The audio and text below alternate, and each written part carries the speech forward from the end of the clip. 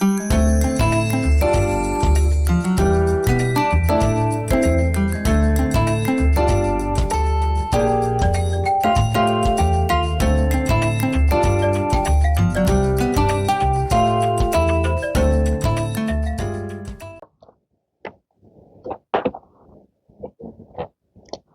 반갑습니다. 다 같이 합장을 하고 눈을 지그시 감습니다. 최선을 다하되 그대로 만족하자. 나무아미 탑을 눈을 뜨시고 합장을 푸시기 바랍니다. 잠깐 스님이 이번에 라오스 법회에 참석을 하고 왔습니다. 사원 입구부터 이 신발을 신고 들어가질 못해요. 스님이고 뭐. 그래가 쭉 통역사가 있어갖고 법문을 갱체해 본데 라오스가요, 동남아시아 중에서는 최고 가난한 국가입니다. 캄보디아하고 앞서거니 뒤서거니 하고 합니다.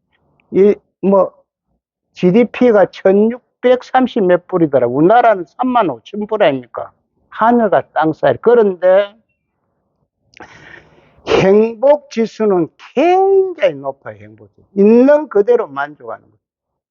자, 설하고 오늘은 큰 스님 백일법문 48페이지 되네요. 거기에 보면 메뉴에 보니까 상적 상조 이래 놨습니다. 항상 밝게 비추고 고요하다. 이것은 한문 그대로 해석하면 이래 나옵니다. 그러나 이것을 어떻게 이야기할 수 있으면 깨달았다, 성불했다, 이런 이야기입니다. 항상 고요하고 밝고 비추다, 이런 얘기. 이것이 좀 어렵게 이야기하면 죽음과 동시에 살아난다, 삶과 동시에 죽는 것이다.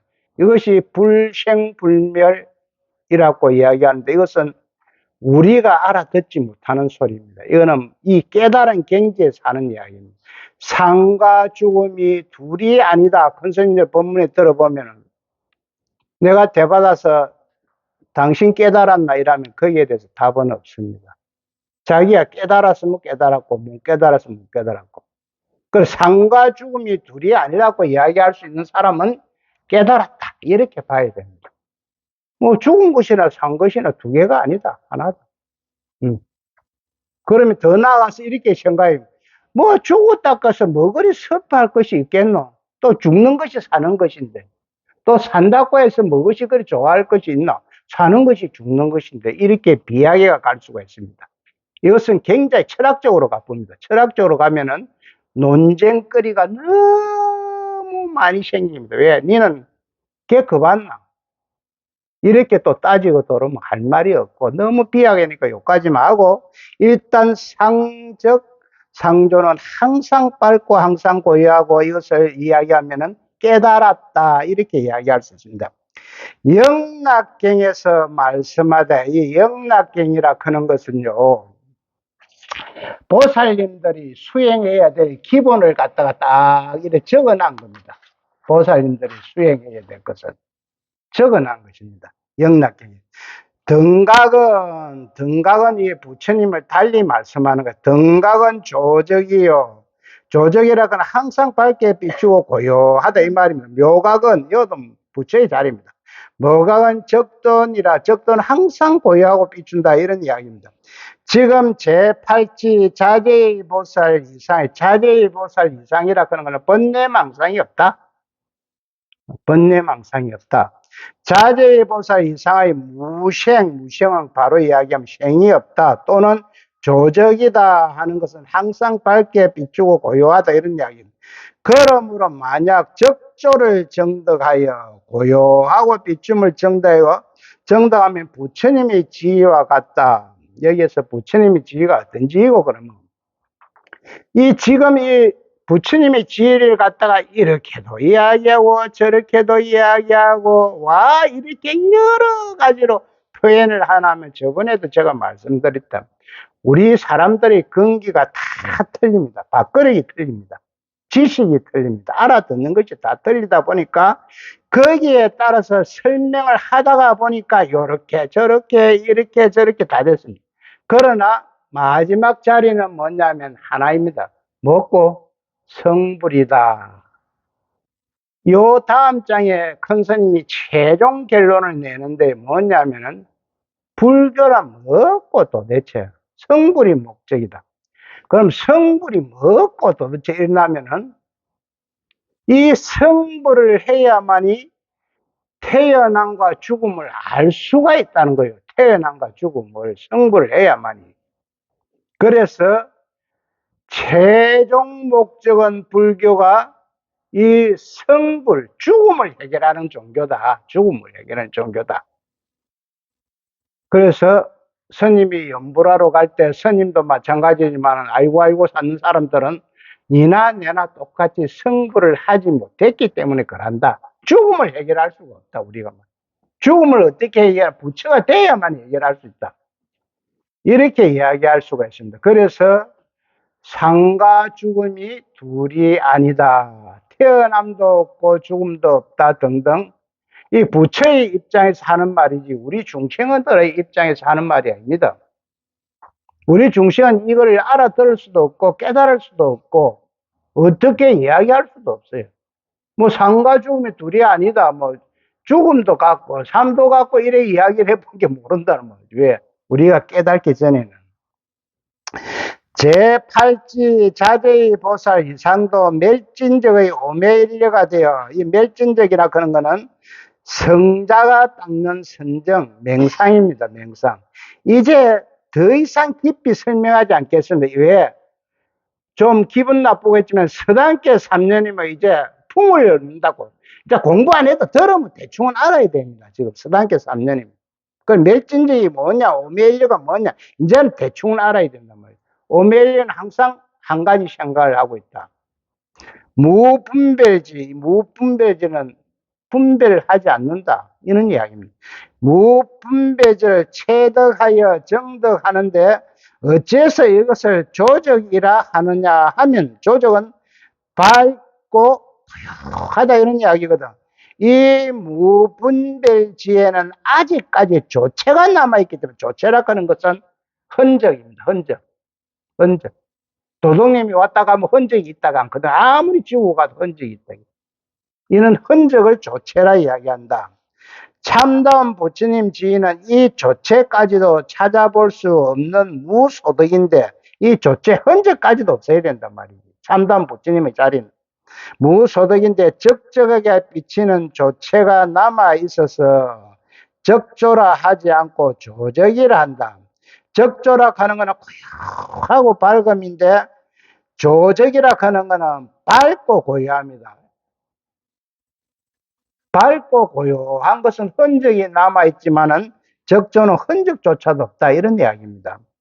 백장스님도 여기에 대해서 많이 말씀하고 계십니다. 진속, 이제 이 진이라 하는 것은 진리의 세계, 그러고 속은 중생의 세계, 이렇게 이야기할 수 있습니다. 진속의 이제를 쌍조, 쌍조는 쌍으로 비춘다 이런 거거든. 쌍으로, 쌍조하는 번뇌 중에, 번뇌는 여러 가지 잡생각입니다. 번뇌 중에 있는 것이 팔치 자제의 보살 이상의 경지인데, 이 경지를 타파하고 일체가 다 적적하여 무소득인, 아무런 소득이 없는 적조 고요하고 비춤의 경지와 아직 무분별지가 남아있어 무소득이 아니면 조체가 남아있는 조적의 경지와는 구별해서 말합니다. 여기에서 큰 스님이 이렇게도 이야기하고 저렇게도 이야기하고 여기에 따라갈 필요는 없다. 이것을 따라가다가 보면 내가 헷갈릴 뿐이다. 공부를 많이 하고 지식으로 능통한 사람은 알 수가 있는데 어중간한 사람이 자꾸 이래 어느 문자에 매이다 보면 내가 따라 헷갈릴 뿐이다. 그래서 큰 스님이 경계에 따라 이렇게도 이야기하고 저렇게도 이야기해놨다. 다음 장을 갑니다. 이 없는 대열반이며, 열반이라 하는 것은 불을 껐다는 이야기입니다. 그러니까 대열반이니까 불을 완전히 껐다는 이야기입니다. 둥글고 밝아 항상 적조하니라. 적조는 고요하고 비춘다 이런 이야기입니다. 조적은 체가 남아 있어서 부처님의 경지는 아니다고 이야기할 수가 있습니다. 사마타인, 이 사마타라 하는 것은 예부의 대상, 예부의 우리 바깥의 대상은 뭐냐면은, 뭐, 우리의 몸이나, 물질이나, 소리나, 냄새나, 맛이나, 촉감이나, 마음을 예부의 대상이라고 이야기할 수가 있고, 여기를 판단하고 분별하는 데는 감각기관이 있습니다. 눈이 무엇을 보면은 몸이나 물질이 되고, 귀가 들으면 소리가 되고, 코로 하면 냄새를 맡고, 혀는 맛을 보고, 몸은 촉감, 스킨십, 그러고 뜻은 마음이라고. 이것은 감각기관에 이런데 동요 안 한단 말이에요. 그러니까 고요하고 고요하고 맹산 선정에 있다는 것이 사마타입니다. 고로 비록 고요하나 항상 비추고 고요하지만 항상 비추하다. 이 부처님의 경지입니다. 비바사나는 맹상수행법 이렇게 이야기하는데, 무엇을 관찰할 때 비바사나는 올바르게 관찰한다 이렇게 이야기할 수 있습니다. 올바르게 관찰한다. 내 사심이 들어가면 안 됩니다. 우리가 무엇을 보고 무엇을 판단할 때는 내 감정이 움직이기 이전의 자리에서 있는 그대로 볼 줄을 알아야 됩니다. 내 감정이 비록 비추는 항상 고요하면 우필차인 해놨는데 한쪽에 지우치지 말아라 이런 이야기입니다. 우필치는 그러니까 중도라고 이야기할 수가 있습니다. 한쪽에 지우치지 말아라. 그러니까 부처님께서 중도에 어긋나게 이야기하는 것은 싹 다 사견이다 이렇게 이야기를 하고 있습니다. 우필칭고로 삐친도 아니요 고요함도 아니라, 이거는 무슨 말인가, 삶도 아니고 죽음도 아니다 이렇게 이야기할 수 있습니다. 불생불멸이라 이야기할 수 있습니다. 고요함도 아니니라 빛이나 항상 고요한 까닭에 속을 말하나 진이요. 우리 속세를 말하는 것이 진리의 세계와 같다. 속세가 진리다. 정 무슨 말입니까? 중생이 부처다. 부처가 중생이다. 이렇게 이야기할 수가 있습니다. 고요하나 항상 비치는 고로 진을 말하나, 진은 진리의 세계, 부처의 세계거든요. 부처의 세계를 말하나 중생이며 속이며 중생이단 말이죠. 부처가 중생이고 중생이 부처다 이런 이야기입니다.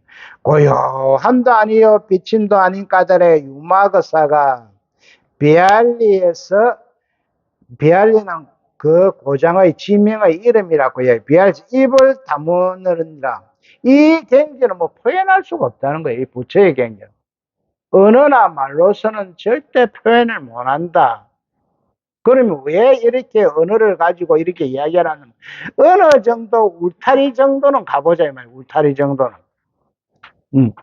사마타는 죽은 가운데 산 것이요 비바사나는 산 가운데 죽은 것이나, 실제로 구경각을 성취하고 저기 쌍조하고 저기 쌍조하여, 저기 쌍조라 그런 거 앞에 저기 고요한 것이 또 쌍으로 비춘다 이런 얘기죠. 저기 쌍조는 밝고 비추는 것이 또 고요하다. 차조가 막고 비추는 것이 이 쌍차 쌍조에서 나오죠.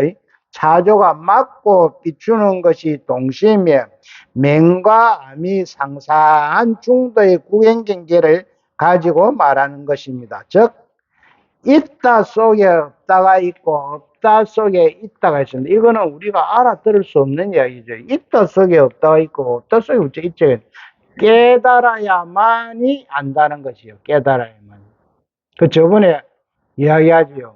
스님이 중국의 동원봉 스님이 상자들을 딱 모아놨고 물어보면 앉아서 죽은 사람이 있더나. 그러니까 아이고 스님이 많습니다. 앉아서 돌아가신 분이.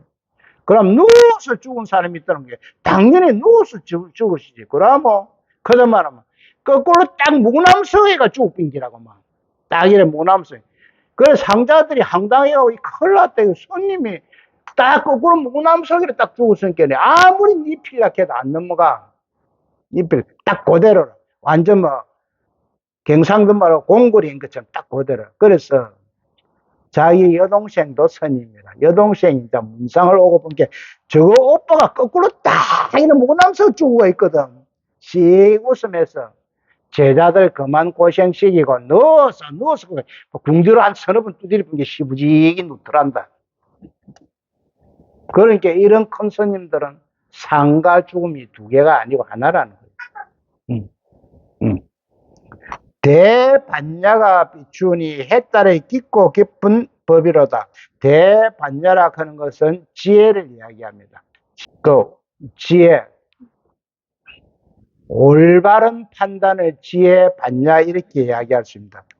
법신의 정멸체의 색과 하나의 제가 온융하다. 이건 아래 설명이 나옵니다. 공행이 같은 곳을 알고자 하면 이를 상적강이라 하느니라. 상적강도 아래에 설명이 나옵니다. 남전 스님이 제자되는 잠사 갱장 선사가 가상열반에 대한 가상열반은 수행한 공덕으로 깨달음을 얻었다. 이렇게 이야기할 수 있습니다. 가상열반은. 열반에 대한 문답 끝에 답하신 개송입니다. 대개 상은 법신이요. 상은 우리 몸 자체가 그대로 법이라는 이야기야. 앞에는 법자고 뒤에는 몸신자니까 그대로. 적은 해탈이요. 해탈은 깨달았다. 이런 이야기입니다. 해탈이요. 강은 반야에 비유합니다. 반야 지혜 올바른 판단에 비유합니다. 그래서 상적강이라 하면 상은 법신이요. 적은 해탈이요. 강은 반야 지혜 이렇게 해야죠. 법신과 해탈과 반야의 세 가지가 하나로 온육무이한 것은 온육무이 아무런 걸림이 없다. 아무런 걸림이 없다. 적이라 하면 분별 망상을 말할 것도 없고 제8 아래야 미생형까지도 완전히 끊어져 없어진 곳을 말하는 것이니만큼 이것을 대원경제인이 상적강이니 여기서 성립되는 것입니다. 자, 요 앞에 할 때 대원경지 설명을 했지요. 대원경지는 간단하게 우리가 알아들을 수 있게끔 이야기할 수 있는 것은 우리 몸에 뺀 습관과 버릇을 타파하는 것이 대원경이다. 요것만 타파하면 부처라는 거지. 우리 몸에 뺀 습관과 버릇. 이것이 전생의 습관과 버릇이 우리 제8 아래식에 딱 섭이되어 내생에 태어나도 그 습관과 버릇이 그대로 가지고 나온다. 그래서 여기에서 이야기할 수 있는 것은 우리가 신동이라는 이야기 나옵니다. 신동, 뭐, 피아노니, 음악이니, 무엇을 3살, 4살짜리가 너무 잘하는 것을 우리가 신동이라 하는데 그것은 그 어린 아이가 전생에 그 계통에 있었던 아이입니다. 안 그러면 우리 갑자기 태어나서 그렇게 할 수가 없어요. 저번에 알아본 게 3살짜리가 막 목닥을 기똥차게 치더라고. 그거는 그 전생에 선님이라는 이야기. 선님 아니면은 그 계통에 있었던 분. 갑자기 그것을 듣고 자기가 칠 수가 없어요.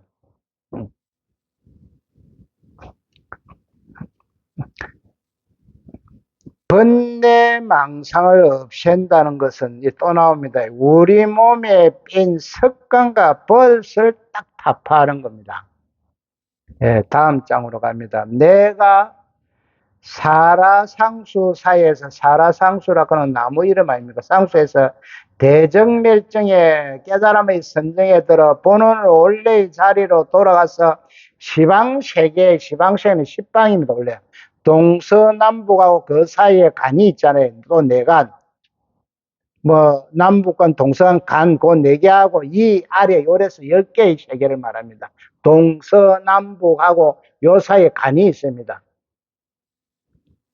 동서간 뭐 이래서 요 간하고 이 아래 요래가 10가지 세계의 모든 부처님들과 더불어 법계의 상점에 항상 주하며 항상 고요하고 항상 비추느니라. 이 항상 고요하고 항상 비춘다는 것은 부처의 세계다. 진리의 세계다. 이렇게 이야기할 수 있습니다. 부처님의 경계라는 것은 살았거나 열반하였거나를 막론하고 미래 이 열반을 갖다가 가장 기초적인 해석은 죽음으로 표현합니다. 그러나 깨달음의 세계에서는 죽음으로 표현하는 것이 아니고 완전히 끝났다. 완전히 불을 껐다는 이야기입니다. 열반. 완전히. 부처님 같은 분이 완전 열반하 있다. 부처님은 니르바나 세계로 가신 분이기 때문에. 저번에 한번 이야기하지요. 열의 열거. 원래는 부처님이 열애반화 세계로 가셨기 때문에 열겁니다. 갈것자를 써갖고. 열반에 가셨다 이랬는데, 그러니까 우리 신도들이 부처님이 영갑부터 게 섭섭하고 어디 믿을 곳이 없으니까 이거 큰일 났다 싶어서 큰 스님들이 또 그걸 하나 살고지 열에 원래 우리 부처님이 다시 왔다 이렇게 또 말을 살짝 바꿔놨습니다. 그래서 지금까지 통용되는 것은 열거가 아니고 열애 부처님이 오셨다. 우리 대승불교에서는 스님들은 나무 석가모니를 쓰지만 우리 신도님들은 나무 석가모니를 잘 안 쓰잖아요. 보살을 많이 쓰잖아요. 보살은 깨달아갖고 영갑불라 그다가 우리들이 불쌍해가지고 다시 갈라크다 돌아오신 분들입니다. 그래서 이 간센보살님이나 지장보살님이나 문수보살님이나 보현보살님, 사대보살들 이 외에도 수많은 보살님들이 계십니다. 갈라크다가 우리가 불쌍해서 다 돌아오신 분들이 보살이고 부처님은 원래 영원히 떠나신 분입니다. 그럼 떠났는데 왜 부처를 믿어야 되나? 내가 걸어간 길을 너가 다 따라오면 내처럼 된다. 그러니까 죽음을 해결한다 이런 소리입니다. 그런데 우리는 아직 죽지 않았고 욕심이 많으니까 그건 안 되겠다. 우리 소원성 지어야 되겠다. 그래갖고 큰일 났다고 열애로 또 바꾼 겁니다. 부처님 경계라는 것은 살았거나 열반하였거나를 막론하고 미래급이 다하도록 상조한, 조금 전에 상조가 나왔지. 이 깨달음을 이야기합니다. 상조한 이 경계 가운데에서 100억 하신을 놔두 하신은 몸으로 보여주는 것이죠. 놔두 일체 중생을 제도하는 것이 근본입니다. 누가? 대승불교는 이렇다고 이야기할 수 있습니다.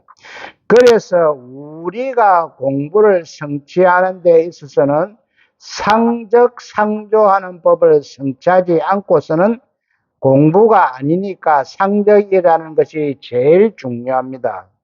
여기에서 조금 벗어나는 이야기인데요. 왜 인도에서 불교가 없어지냐 하면은 알아야 됩니다. 이건 우리가 알고 가야 됩니다. 우리가 지금 신봉하는 이 대승불교는 일명 중국 불교입니다. 중국에서 인도 불교를 받아들이가 자기네들이 해석을 하면서 해석이 안 되는 다 뜯어곤지 났어요. 그리고 인도에서 왜 불교가 없어진다면 지금 우리가 믿고 있는 이 대승불교는요, 99%가 힌두교입니다, 지금. 힌두교입니다, 힌두교 알고 보면. 그러니까 인도에서는 불교가 있을 이유가 없어요. 왜? 힌두교나 불교나 나중에 같아지가 있습니다. 우리가 믿는 이 지금 대승불교 사상은요, 힌두교 사상과 거의 99%입니다. 그러나 내가 엊그제 갔던 라오스나 저 버마나 태국이나 저 스리랑카 이쪽에는 남방불교는요 또 틀립니다. 남방불교는 부처님의 법에 가깝습니다. 부처님이. 그 남방불교는 그리 어렵지 않아요. 이게 어디에 기록되어 있냐면 부처님의 율장에 다 나와 있어요. 율장에. 그리고 요거는 참고적으로. 그런데 성철 근스님이 저번에 초반기에 이야기했지요.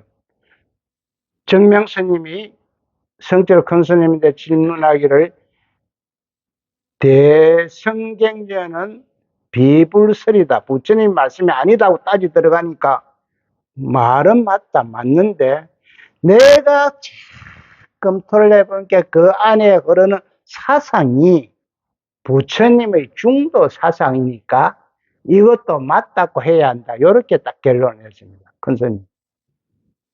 그러니까 정명스님이 그렇습니까 하고 다시 공부를 하겠군요. 그러니 대승불교에도 힌두화가 됐지만은 안에 흐르는 사상은 중도 사상이 있기 때문에 불교라고 이야기할 수가 있다. 조금 이해가 갑니까? 너무 깊이 들어가면 좀 어렵습니다. 깊이 들어가면요, 철학적인 용어가 많이 나오고 철학적으로 많이 흐를 위험이 있습니다. 그래서 여기까지만 하고 갑니다. 분별망상이 조금이라도 그대로 기매라면 생겼다가 없어짐 이렇게 이야기할 수 있죠. 기매라면 상적이 항상 고요함이 될 수가 없고 일체 분별망상이 다 떨어진 대무심지에 들어간다 해도, 분별망상이 다 떨어진, 여러 가지 잡상계에 다 떨어진 대무심지에 들어간다 해도 무분별지라는 조체가 남아있어. 조체는 흔적이라고 이야기했습니다. 흔적이 남아있어 상적이 아닙니다. 항상 고유한 것이 아니다. 그 흔적까지도 지워야 된다. 지워야 된다. 그러므로 참된 상적은 구경각을 성취하여 대웅경지가 나타나는 데서, 대웅경지 이거 자꾸 깨야 됩니다. 우리 몸에 밴 습관과 버릇을 딱 탑밟으면 그대로 부처가 되어봅니다.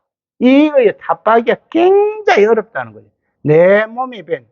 자, 이제 간단하게 이제 답이 나오죠. 요 앞에는 이랬다 저랬다 굉장히 어렵게 되는데 뒤에 딱 들어가니까 간단하게 이제 기계를 딱 시킵니다. 우리 몸에 밴 습관과 버릇을 타파하는 노구마 부처다. 성체 그 방법은 하도를 부지런히 하는 수밖에 없습니다. 예, 오늘은 여기까지 하도록 하겠습니다. 하도록 하겠습니다.